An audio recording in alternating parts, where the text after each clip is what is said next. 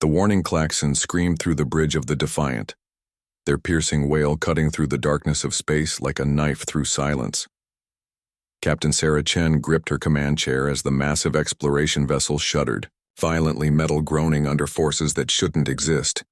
"Report," she barked, her dark eyes scanning the chaos erupting across her bridge. Lieutenant Marcus Rivera's fingers flew over his console, sweat beading on his forehead despite the ship's climate control. "Captain, we're detecting massive gravitational anomalies. The readings don't make sense. It's like space itself is bending." The main view screen flickered to life, revealing something that made every crew member's breath catch in their throats. Before them stretched what could only be described as a wall, but not made of any material they recognized. It rippled and pulsed with colors that had no names, stretching infinitely in all directions. It was beautiful and terrifying, like staring into the face of creation itself. "My God," whispered Dr. Elena Vasquez, the ship's chief science officer, her usual composure cracking. "We've found it, the edge of our galaxy." For 3 years, the Defiant had pushed deeper into unexplored space than any human vessel before. They were explorers, pioneers sent by Earth's United Space Command to map the outer reaches of the Milky Way. But this was beyond their wildest theories. Captain Chen had commanded starships for 15 years, but nothing had prepared her for this moment. Distance to the barrier? Approximately 50,000 kilometers and closing, Rivera reported, his voice tight with barely controlled fear. "Captain, should we change course?" Chen stared at the impossible sight before them. Every instinct screamed at her to turn around, to flee back to the safety of known space. But she was an explorer at heart, and this discovery would change everything humanity thought they knew about the universe. "Negative. Maintain course, but reduce speed to 1/4 impulse."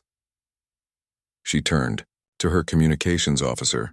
"Send a priority transmission to Earth Command. Tell them we've reached the galactic edge and we're about to make contact." "Contact?" Dr. Vasquez looked up from her readings, confusion evident on her face. "Captain, there's nothing out there but empty space beyond the barrier." Chen's jaw tightened. "That's where you're wrong, Doctor. My sensors are picking up something else, something massive on the other side." The bridge fell silent except for the hum of instruments and the distant vibration of the ship's engines. Then, as if responding to Chen's words, the barrier began to change. The rippling colors shifted, forming patterns that almost looked like writing. "Captain," Rivera's voice cracked with tension, "we're being scanned. Something on the other side is definitely aware of us." Before Chen could respond, the view screen exploded with light. When the brilliance faded, they were no longer alone. Floating in the void beyond the barrier was a structure so vast it defied comprehension, a geometric impossibility that seemed to exist in more dimensions than the human mind could process. And from that structure, something was moving toward them. "Red alert," Chen commanded. "All hands to battle stations." But as the Defiant's crew scrambled to their positions, a new voice echoed through the ship, ancient, powerful, and unmistakably alien. "Welcome, children of Earth. We have been waiting for you." We're Chapter 2. First Contact. The alien voice reverberated through every deck of the Defiant, seeming to come from the very walls themselves. Captain Chen felt her heart hammering against her ribs as she stood frozen at her command chair, staring at the impossible structure growing larger on their view screen. "How are they communicating with us?" she demanded. "Our translators shouldn't be able to—" "They're not using our communication systems at all," Dr. Vasquez interrupted, her scientific mind racing despite her fear. "The voice is being projected directly into our minds somehow. Captain, this technology is beyond anything we've encountered." Lieutenant Rivera looked up from his tactical display, his face pale. "Weapon systems are offline, not damaged. They simply won't respond. It's like they've been switched off remotely." Chen clenched her fists. In all her years of command, she had never felt so helpless. "Engineering report." Chief Engineer Tommy Park's voice crackled over the intercom, thick with his native accent, and barely contained panic. "Captain, something's taken control of our primary systems. The engines are still running, but I can't change course or speed. We're locked on an approach vector to that, whatever it is. The massive structure ahead of them defied every law of physics Chen knew. It appeared to be constructed from crystalline, materials that shifted between solid and translucent, rotating slowly around multiple axes simultaneously. Geometric patterns that hurt to look at directly covered its surface, pulsing with the same impossible colors as the galactic barrier. The energy readings are off the charts, Dr. Vasquez reported, her voice filled with awe and terror. This thing is generating more power than our entire solar system. As they drew closer, details became visible that made the crew's minds reel. The structure wasn't just large. It was a city, or perhaps an entire world, folded and compressed into shapes that shouldn't be able to exist in three-dimensional space. Countless smaller vessels moved around it like insects around a hive, each one larger than the Defiant. Do not fear. The alien voice spoke again, and this time Chen could swear she heard amusement in its tone. Your species has shown remarkable courage in reaching our domain. Few achieve this milestone. Milestone? Chen found her voice at last. Who are you? What is this place? We are the architects, the builders of boundaries. This is the nexus, the junction between what you call reality and what lies beyond. The ship shuddered as they passed through some kind of energy field surrounding the structure.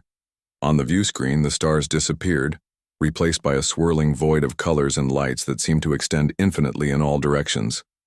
Captain? Rivera's voice was barely a whisper. We're no longer in our galaxy. The star charts show nothing familiar. Dr. Vasquez stared at her instruments in disbelief. The laws of physics are different here. Mass, energy, time, everything operates under different rules. Your scientists speak truly. The architect's voice continued. You have crossed the threshold into the spaces between galaxies, where reality is more flexible. A docking port materialized on the structure's surface, perfectly sized for the Defiant. Chen watched helplessly as her ship was drawn toward it by forces beyond her understanding.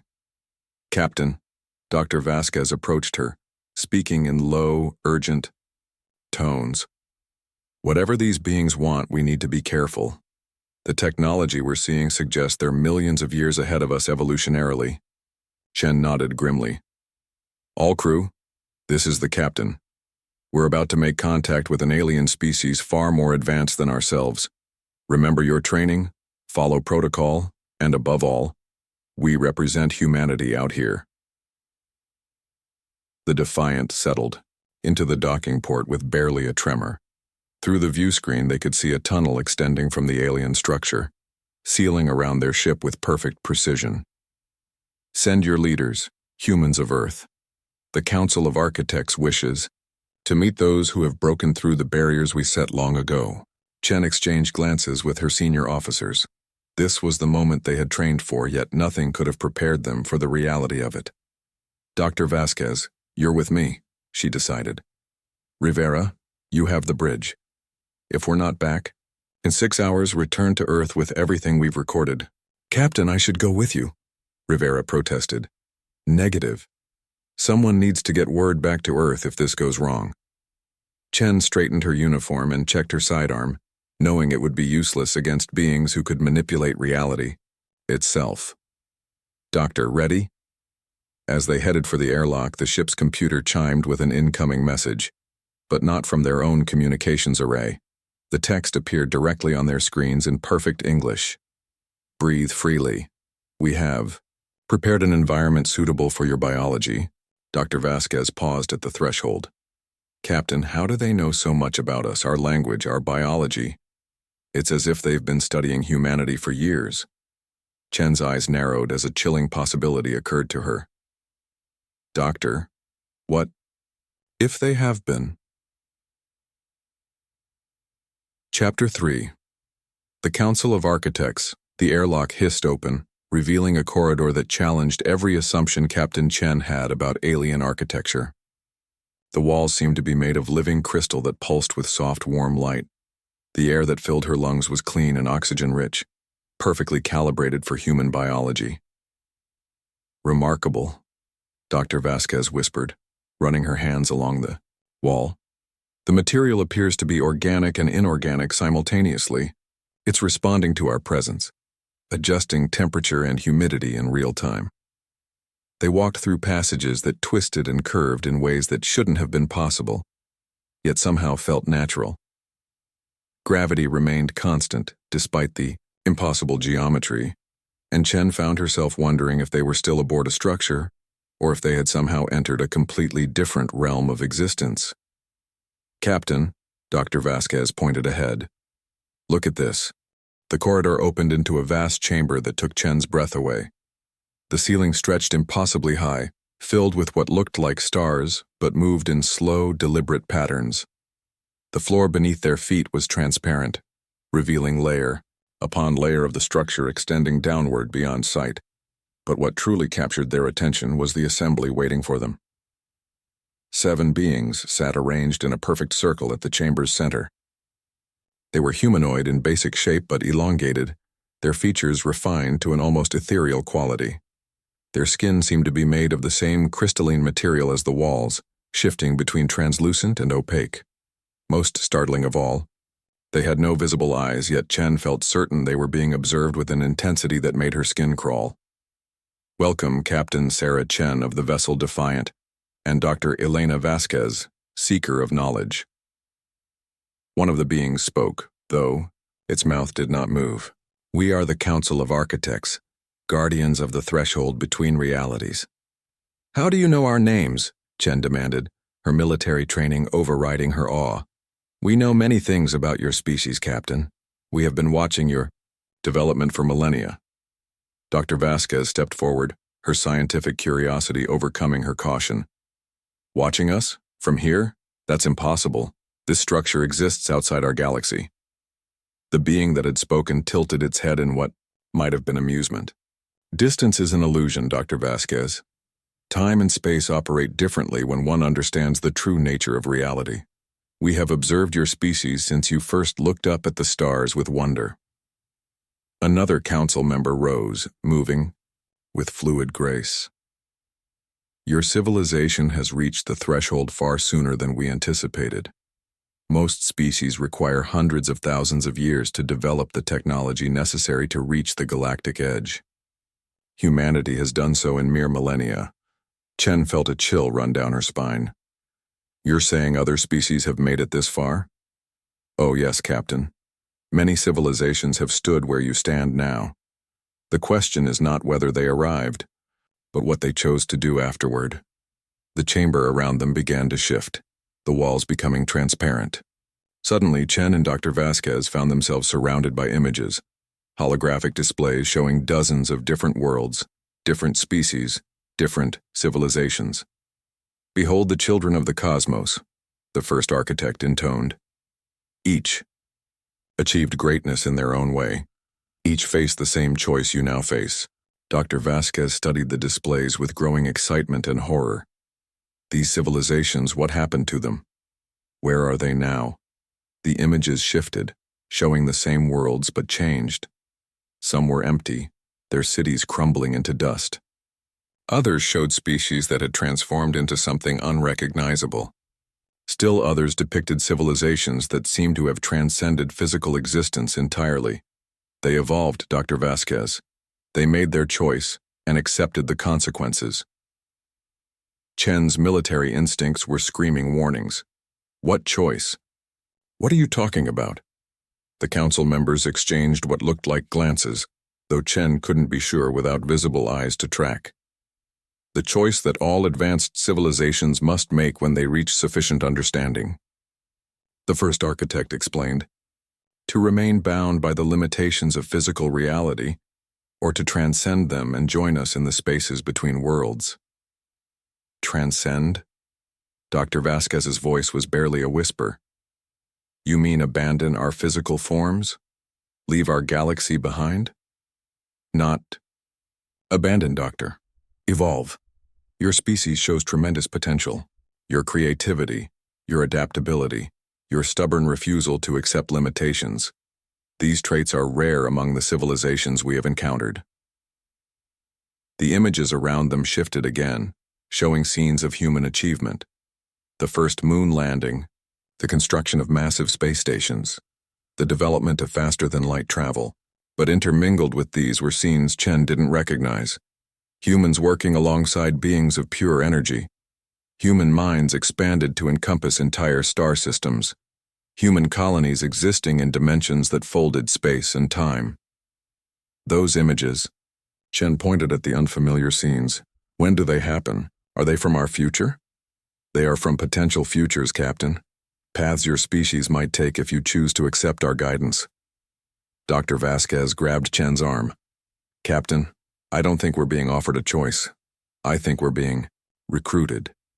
The first architect's head turned toward them, and Chen could swear she saw something like approval in its featureless face. Perceptive, Dr. Vasquez. Yes, we are offering your species membership in something far greater than your current existence, but the choice must be made freely, with full knowledge of what it entails. And if we refuse?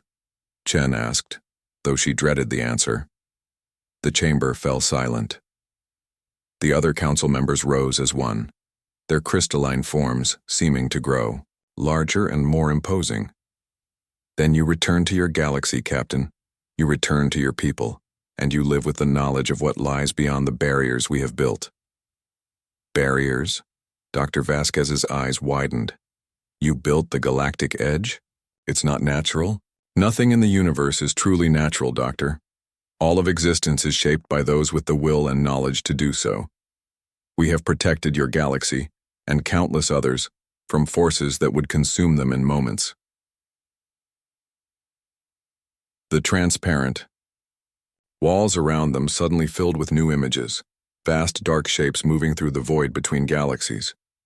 Things with too many angles, beings of pure entropy that devoured stars like candle flames. The barriers we maintain are not prisons, but shields. Without them, civilizations like yours would last mere centuries before being discovered and consumed by the devourers. Chen felt her blood turn to ice. How many of these things are out there? Countless billions, Captain.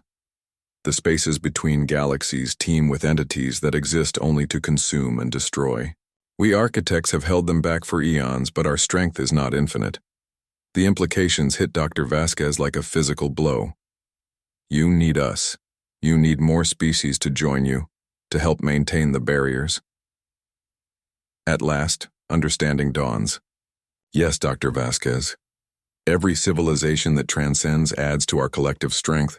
Every species that joins the Council helps protect countless others who are not yet ready to face the truth of what lies in the darkness. Chen's mind raced. This was beyond first contact. This was an ultimatum disguised as an offer. How long do we have to decide? Time moves differently here, Captain. You have as long as you need to consider. But know this, your species has already attracted attention. The devourers have sensed your approach to the threshold. Soon they will test our barriers around your galaxy with greater force. The chamber began to shift around them once more, and Chen felt the familiar sensation of artificial gravity adjusting. Return to your ship, humans of Earth. Discuss what you have learned. When you are ready to choose, call out to us, and we will hear you across any distance. As they were escorted back through the impossible corridors, Dr. Vasquez grabbed Chen's arm. Captain, do you realize what this means? If they're telling the truth, humanity's survival might depend on making this choice. Chen nodded grimly. I know, Doctor. The question is, are we making a choice for ourselves, or for every human who will ever live? Behind them, the Council of Architects watched their departure with expressions that might have been satisfaction, or might have been pity. Chapter 4. The weight of decision back aboard the Defiant. Captain Chen stared at the impossible structure through her view screen while her senior staff processed the recording of their encounter with the architects. The bridge was silent, except for the soft hum of instruments and the occasional sharp intake of breath as someone absorbed a particularly shocking revelation. This is insane, Chief Engineer Park muttered, running his hands through his black hair. They're asking us to make a decision for all of humanity based on what? Pretty pictures and scary stories? Lieutenant Rivera looked up from his tactical station, his face pale. Tommy, those scary stories include the potential extinction of our entire species. If even half of what they showed us is true. Dr. Vasquez stood at the science station, her fingers dancing over the controls as she analyzed the data they had gathered. Captain, I've run the sensor readings through every algorithm we have. The energy signatures we detected from those devourers are unlike anything in our physics textbooks. If they exist, and I believe they do, then no conventional weapon would even slow them down. Chen turned from the view screen to face her crew. These people had followed her across the galaxy, trusted her judgment through a dozen dangerous situations. Now she was being asked to make a choice that could affect the future of human civilization. Options, she said simply. We could return to Earth and let the politicians decide, Rivera suggested, though his tone suggested he didn't think much of that option. By the time Earth Command makes a decision, it could be too late, Dr. Vasquez countered. The architects made it clear that our approach to the galactic edge has already attracted attention from these devourers. Every day we delay could bring them closer to testing the barriers around our galaxy. Park leaned back in his chair, scowling. Or we could be falling for the biggest con job in galactic history. How do we know these architects aren't the real threat? Maybe they're the ones planning to invade our galaxy, and they need our help to break down the barriers from the inside. It was a sobering thought, one that had occurred to Chen during their meeting with the Council. That's possible, Chief. But if they wanted to destroy us, they've had millions of years to do it. Hell, they could have vaporized the Defiant the moment we arrived. Maybe they need us intact for something, Rivera said quietly. Maybe they need human minds for some purpose we can't understand. Dr. Vasquez shook her head. I don't think so. The technological gap between us and them is so vast that we'd be like ants trying to help build a starship. If they wanted to use us, there would be easier ways than this elaborate charade. Chen walked to the tactical display, studying the readings from their scans of the Nexus. What troubles me most is the timeline. They said other species have made this choice, but where are they? If transcending physical reality is so wonderful, why haven't any of them returned to tell their people? Maybe they can't, Park suggested, grimly. Maybe transcending is just a fancy word for dying. Or maybe, Dr. Vasquez said slowly, they become something so different that communication with their original species becomes impossible, like trying to explain quantum physics to a stone. The bridge fell silent as each crew member wrestled with the implications. Finally, Rivera spoke up. Captain, I keep thinking about my daughter back on Mars Colony. She's only 8 years old. If these devourers are real, if they break through the barriers, what kind of future does she have? Chen felt the weight of command pressing down on her shoulders like a physical burden. Every decision she had made as a starship captain had consequences, but none had ever carried stakes like this. Dr. Vasquez, in your professional opinion, how likely is it that the architects are telling the truth about the devourers? The scientist considered carefully before answering. Based on the sensor data and the energy readings we detected, I'd say there's at least a 70% probability that they're being truthful about the external threat. The physics of what we observed is consistent with their claims about entities that exist to consume energy and matter. And the offer to transcend, to evolve beyond physical limitations? Dr. Vasquez hesitated. That's harder to evaluate. The technology we've seen suggests they have capabilities that might as well be magic from our perspective. Whether transcendence is death transformation or something else entirely, I honestly don't know. Chen nodded slowly. Chief Park, can you establish a secure communication link with Earth Command? I can try, Captain, but we're pretty far outside normal transmission range. It would take weeks for a message to reach Earth and weeks more for a reply. Do it anyway. Send them everything we've recorded along with our analysis. Whatever decision we make here, Earth needs to know what we've discovered. As Park began setting up the communication array, Chen found herself drawn back to the view screen. The Nexus continued its slow, impossible rotation, a testament to technologies and knowledge beyond human comprehension. Somewhere within that structure, the Council of Architects waited patiently for an answer to a question that could reshape the future of human civilization. Captain? The familiar voice of the architects suddenly filled the bridge, causing everyone to freeze. We sense your conflict. Perhaps it would help to know that you are not the first to struggle with this choice. The view screen shimmered, and suddenly they were looking at what appeared to be another starship bridge, but not one of human design. The crew appeared to be reptilian, with scales that shifted color as they moved. Chen watched as these alien beings argued among themselves in a language that the ship's computers couldn't translate. The Korath faced the same decision 600 years ago. The architect's voice continued. They chose transcendence, and their galaxy has remained safe ever since. The image shifted, showing the Korath homeworld as it existed today, not dead or abandoned, but transformed. The cities were still there, but they pulsed with living light. The beings moving through them were still recognizably Korath, but they seemed to exist as much in energy as in matter. They did not lose their individuality or their culture. They gained the ability to exist in multiple dimensions simultaneously, to think at speeds that compress centuries into moments, to perceive the universe as it truly is, rather than through the limited senses of biological creatures.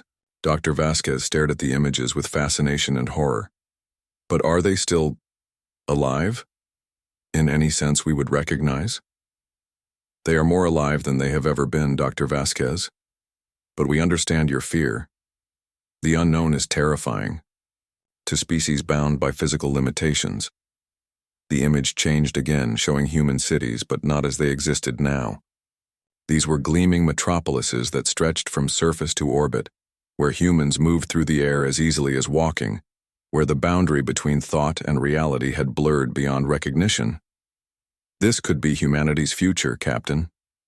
Chen, your species has the potential to become something magnificent, to help us protect not just your own galaxy but countless others. The choice is yours. Chen stood in the center of her bridge, surrounded by her crew, carrying the weight of a decision that would echo through human history. In the depths of space, ancient powers waited for her answer, and in the darkness between galaxies something hungry stirred. The moment of choice had arrived. Epilogue. The call 3 days later, Captain Chen stood alone in her ready room, staring at the official response from Earth Command that had finally arrived through the quantum relay. The message was brief and to the point. Mission parameters have changed. You are authorized to make any decision necessary for the survival of the human species. Earth Command trusts your judgment. Godspeed, she laughed bitterly. After months of debate and analysis by Earth's greatest minds, it all came down to this. A starship captain and her crew, alone at the edge of the galaxy, forced to make a choice that would affect billions of lives. A soft chime indicated someone at her door. Come. Dr. Vasquez entered, carrying a datapad and wearing the expression of someone who had spent too many sleepless nights wrestling with impossible questions. Captain, I've finished my analysis of the quantum signatures we detected from the Korath homeworld, and they're alive, Captain, changed, transformed, evolved, but definitely alive. The energy patterns suggest consciousness operating at levels we can barely comprehend, but it's still recognizably the same species that made first contact with the architects 6 centuries ago. Chen nodded, having expected as much. The architects had been truthful about everything else. There was no reason to doubt this claim. There's something else, Dr. Vasquez continued, her voice dropping to almost a whisper. Long-range sensors have detected gravitational anomalies at the edge of 3 other galaxies in our local cluster. The patterns match what we'd expect if the barriers the architects described are weakening. Chen felt her heart sink. How long do we have? Based on the rate of degradation, I estimate maybe 50 years before the barriers become permeable, enough for these devourers to break through, less if they apply concentrated force. 50 years. Not much time for a species to prepare for threats beyond their comprehension, but perhaps enough time for humanity to make the transition to something capable of fighting back. Chen activated her comm system. All senior staff to the bridge. It's time. Minutes later, she stood before her crew one final time as their captain. Rivera, Park, Dr. Vasquez. These people had become her family during their long journey to the galactic edge. Now she was about to ask them to take a leap of faith that would change everything they were. I've made my decision, she announced. But I won't make it for you. Anyone who wants to return to Earth in the shuttle can do so. The rest of us are going to accept the architect's offer. Chief Park was the first to speak. Captain, what makes you think this is the right choice? Human vessel breaches, the galactic edge, and what it finds is unthinkable. Chapter 1. The breach. Chen looked around the bridge, at the faces of people who had trusted her across the galaxy. Because the alternative is watching our species face extinction when we could have prevented it. Because sometimes the only way forward is to become something more than what we are. One by one, her crew voiced their agreement. Even Park, despite his reservations, chose to stay. They were explorers, after all. It was in their nature to seek out the unknown. Chen walked to the view screen and looked out at the Nexus, where the Council of Architects waited with infinite patience. She took a deep breath and spoke the words that would change everything. Council of Architects, this is Captain Sarah Chen of the starship Defiant. On behalf of my crew, I accept your offer. We choose transcendence. The response was immediate. The Nexus began to glow with increasing intensity, and Chen felt a strange tingling sensation throughout her body. Around her, her crew members gasped as they experienced the same thing. Welcome to the Council of Architects, humans of Earth. Your journey to true understanding begins now. The last thing Chen saw before the transformation began was the Defiant's final transmission to Earth, a message that would reach humanity in 6 months' time, carrying with it the promise of evolution and the warning of threats to come. In the spaces between galaxies, the Devourers sensed the strengthening of the barriers that had confined them for eons. They pressed against the boundaries with renewed fury, but for now the walls held.